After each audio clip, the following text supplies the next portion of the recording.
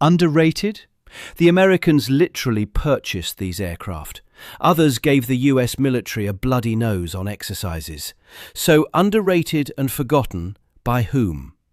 That comment appeared under a video about Britain's supposedly overlooked aviation history. As veterans in the comments put it, and whether the exercise record holds up to scrutiny or not, the word underrated was wrong from the start. These aircraft weren't overlooked. They were killed. Deliberately, bureaucratically, with a document number and a named politician, in the spring of 1957. The document is Command Paper Cmnd 124. The man is Duncan Sandys, and the case against him doesn't rest on sentiment or speculation. It rests on cancellation dates, performance specifications, and a reversal so swift it amounts to a public confession. Duncan Sandys was appointed Minister of Defence on January 13, 1957. Harold Macmillan had become Prime Minister 3 days earlier. The timing wasn't coincidental. Macmillan needed someone willing to swing the axe hard, and Sandys arrived with more formidable powers than any previous Minister of Defence, according to one academic account of his appointment. 11 weeks of what one source describes only as furious activity followed. At the end of them, in March 1957, Command 124 landed.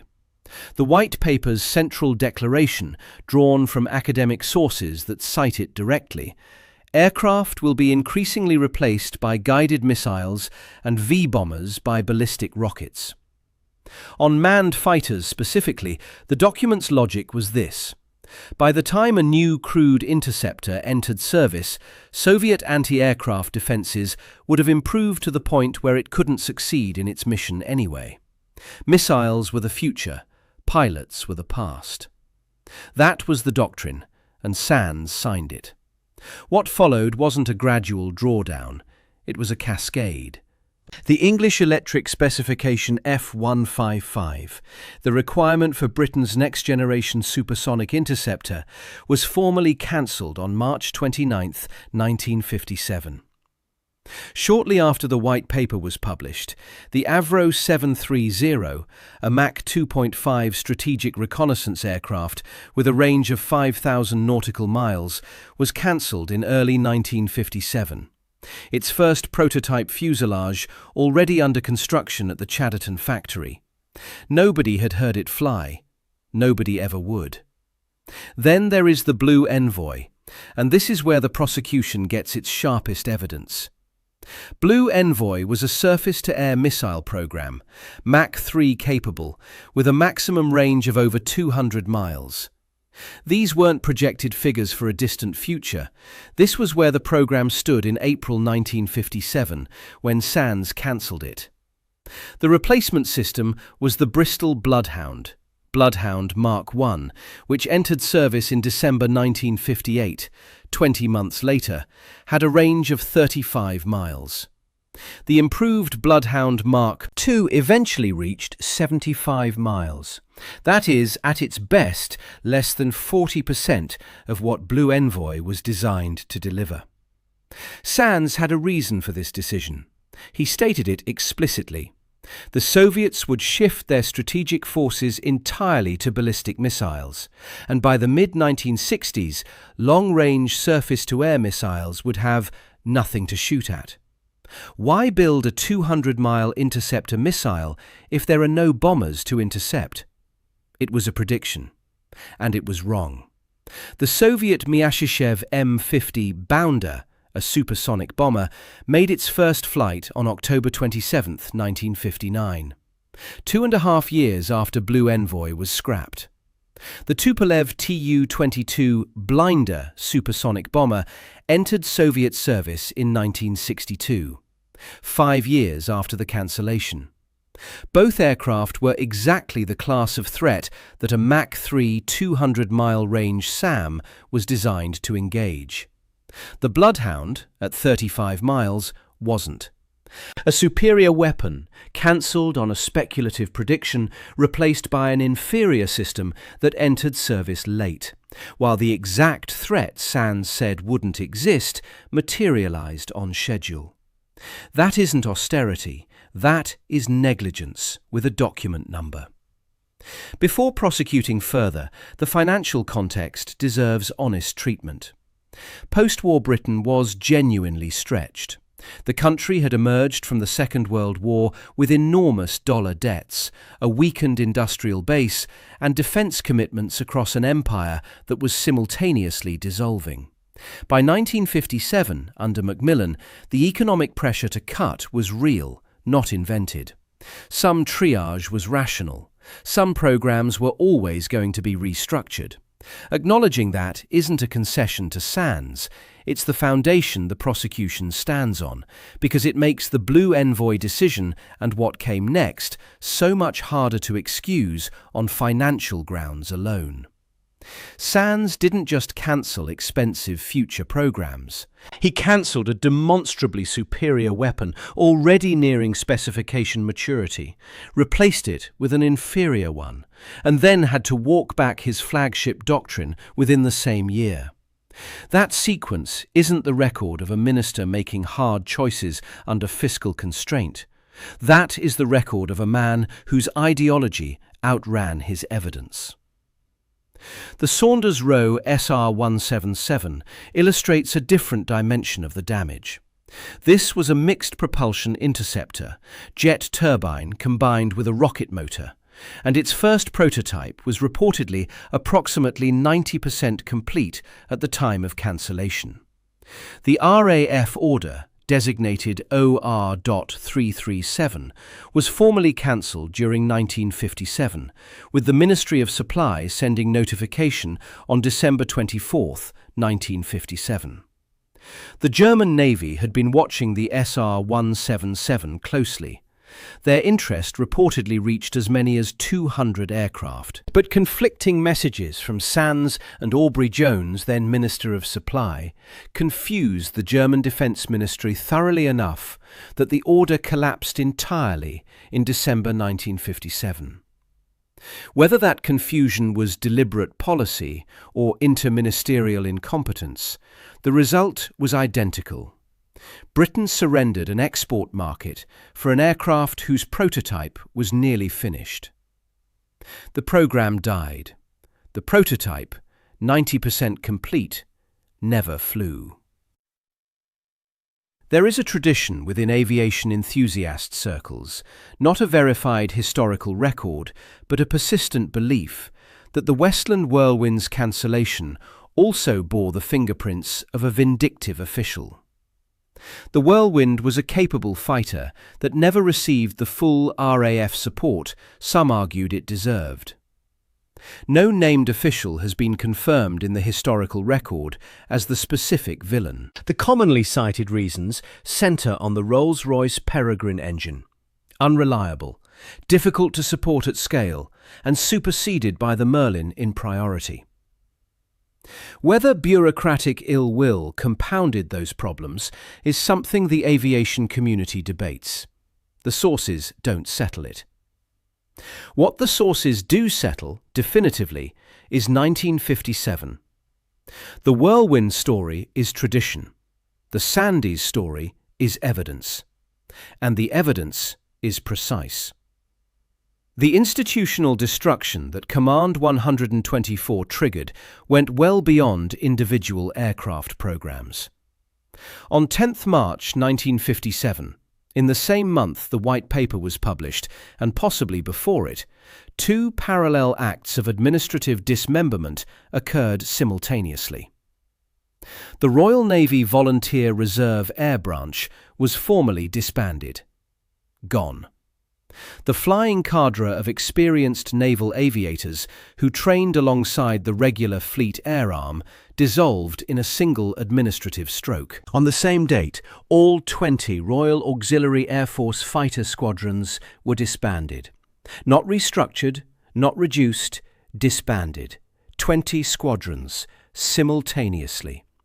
The weekend flyers, the part-time pilots who had formed the backbone of home air defence supplementation since before the war, erased in one coordinated order. Then there is the short Seamew, an anti-submarine aircraft designed for operation by the very RNVR air branch that was being dissolved. 24 production aircraft were completed. 7 of those, already delivered to the Fleet Air Arm at RNAS Lossiemouth, were scrapped there. 11 more, complete and ready for delivery at Sydenham, were scrapped where they stood. The squadrons that would have flown them no longer existed. The aircraft had nowhere to go and were treated accordingly. This wasn't trimming the fat from a bloated defence budget. This was the systematic dismantling of institutional knowledge, trained manpower, operational infrastructure, and completed hardware, all in the service of a doctrine that hadn't been tested against reality yet. One program was saved, and that survival is the most damning piece of evidence in the entire case. The English Electric Lightning was on Sandys' list. His white paper had declared manned fighters obsolete. By the doctrine of Command 124, the Lightning had no future. But the RAF made an argument Sands couldn't deflect. The argument was straightforward. Soviet Tu-22 and M-50 supersonic bombers would enter operational service before the Bloodhound missile system was fully deployed and capable of intercepting them. The existing interceptors, including the Gloucester Javelin, couldn't engage supersonic targets effectively. If Sands grounded the Lightning program and Bloodhound wasn't ready, there would be a period, potentially years, when Britain had no credible means of intercepting a Soviet supersonic bomber. Sands agreed to save the Lightning. Place that decision next to the Blue Envoy cancellation and hold them together. In April 1957, Sands cancelled a Mach 3 missile with a 200-mile range because he predicted Soviet bombers would stop existing. Within months, the RAF proved to him that Soviet bombers weren't only continuing to exist, but would arrive faster than his replacement systems could handle them. He agreed they were right. He preserved the Lightning. A man who genuinely believed his own doctrine would have held the line. A man who signed Command 124 knowing the gap existed, or who learned about the gap immediately after signing it and still pushed ahead with every other cancellation, is something different. The Lightning reprieve isn't a footnote. It's a confession that the doctrine had a hole in it from the start, and Sands knew it. All of this was happening while a foreign air force was building British aircraft under licence. On March 23, 1951, the United States Air Force issued a contract to the Martin Aircraft Company for 250 English electric Canberras. The Americans didn't borrow the design. They paid for it, built their own production line around it, and designated the aircraft the Martin B-57. Total production reached 403 aircraft, spanning bomber variants and the RB-57 reconnaissance platform. 403 American-built versions of a British jet. There is a YouTube comment with real friction behind it, enough pushback to register as a credibility signal that reads, in essence, "The Canberra was never underappreciated by the UK and the RAF." The commenter is correct.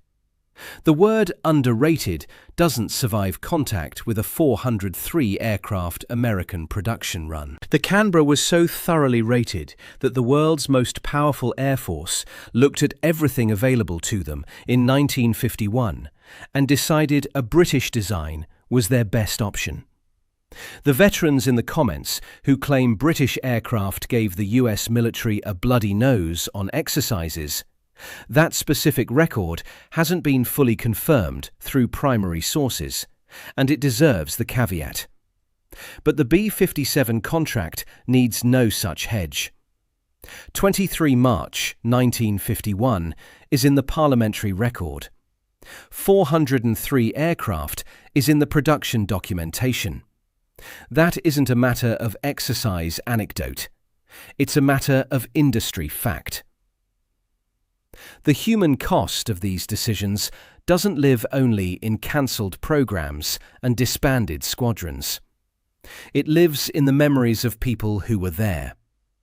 There is a comment from a viewer who remembers cycling to RAF Hendon as a child to see a Blackburn Beverley. Not reading about it, not watching a documentary, cycling there, standing next to it, and carrying that memory for decades. The Beverley was a transport aircraft, and to a child it was enormous and magnificent, thick-bodied and ungainly in the way that only very large working machines are. That experience, the physical reality of British aviation in its working prime, is what Command 124 foreclosed for the generation that came after. And there is the Hunter, Hawker's swept-wing fighter, as one veteran put it in the comments, classified as sub-supersonic by the paperwork of the era, with training units operating under that designation and secrecy acts reinforcing it. But those same veterans recall Hunter sorties that left nearby towns filing complaints about shattered greenhouse glass, the signature of a sonic boom from an aircraft that was officially not breaking the sound barrier. Whether that record survives in formal archives or exists only in the oral history of the men who flew and maintained those aircraft, it speaks to a wider pattern. The bureaucracy didn't just cancel programs, it misrepresented what it had to justify what it was destroying. The Vickers Valiant deserves mention, and not as an afterthought. This audience has been explicit. The Valiant, not the Vulcan, is the V-bomber that needs examination. On May 15, 1957, Wing Commander Kenneth Hubbard flew Valiant XD-818 and dropped Britain's first live thermonuclear weapon during Operation Grapple. The yield was approximately 300 kilotons. Britain's nuclear deterrent, in its operational reality, belonged to this aircraft at that moment. The Valiant's service life ended not with a policy document, but with physics. Severe metal fatigue and crystalline corrosion were discovered in the wing rear spar attachment forgings in 1964. On 26 January 1965, the Wilson government permanently grounded the entire fleet. The aircraft that had actually delivered Britain's nuclear capability was retired years before its time, not because of enemy action, not because of a better replacement, but because the accumulated stress of its operational career had broken it from the inside. The Valiant's end is a different kind of lesson, not sabotage, exhaustion. The Avro 730's fuselage was under construction at Chadderton when the cancellation order arrived. Mach 2.5, 5,000 nautical miles of range, a strategic reach that no other Western nation outside the United States had in development at that specification. It would have been, at the moment of its cancellation, among the most capable aircraft programs on the planet. The order to cancel arrived before it flew a single hour. The SR-177's prototype, 90% complete at Saunders Row, never flew. The German Navy's potential order of up to 200 aircraft evaporated in the interministerial confusion between Sands and Jones. Britain walked away from an export sale for an aircraft that was almost done. The F-155 requirement for a supersonic interceptor that would have pushed British fighter design to the frontier was cancelled on March 29, 1957, shortly after the White Paper. The industry teams that had been developing proposals for it simply stopped. These aren't stories of failure. None of these aircraft failed. The Avro 730 didn't crash. The SR-177 didn't underperform. The F-155 concept wasn't shown to be flawed. They were stopped by a document signed by one man in the space of weeks. Academic analysis of Sandys' tenure, including work published through the University of East Anglia examining his belief system around unmanned weaponry, suggests that his doctrinal commitment to missiles over manned aircraft was genuinely held. rooted in his personal experiences with unmanned weapon systems during and after the war, not cynical penny-pinching dressed up in strategic language. Source material from Tand von Lein, describing his tenure, describes him as a prime mover in what followed, and notes both admirers and vitriolic critics in defence and public service circles. He wasn't a man without conviction. But conviction isn't the same as correctness. And sincere belief in a doctrine doesn't absolve the consequences of that doctrine when the evidence turns against it within months. The M50 flew in October 1959. The Tu-22 entered service in 1962. Bloodhound Mark I entered service in December 1958, with a 35-mile range. Blue Envoy, cancelled in April 1957, had been designed for Mach 3 and 200 miles. The timeline tells the story without requiring editorial comment. The threat arrived, the replacement couldn't reach it, and the superior system was already gone. The lightning reprieve is where this case closes. Sands signed Command 124, declaring manned fighters obsolete. The RAF showed him the gap. Soviet supersonic bombers would be operational before British surface-to-air missiles could cover them. He agreed to save the lightning. That concession, quiet, pragmatic, never announced as a retraction, is the prosecutorial endpoint. If the doctrine of Command 124 was sound, the lightning had to go. If the lightning had to stay, the doctrine wasn't sound. Sands chose to save the lightning. He chose not to reverse the cancellations of the 730, the SR-177, the F-155, and Blue Envoy. Those aircraft, the ones that didn't get the reprieve, are the evidence. Not underrated, not forgotten. Killed. By one man. With one document, on a doctrine that he himself was forced to partially abandon within months of signing it. The document number is Command 124. The date is March 1957. The name is Duncan Sandys. If the doctrine was wrong within weeks of being signed, the question this case leaves on the table is a simple one. What exactly was it for? Subscribe for more stories like this.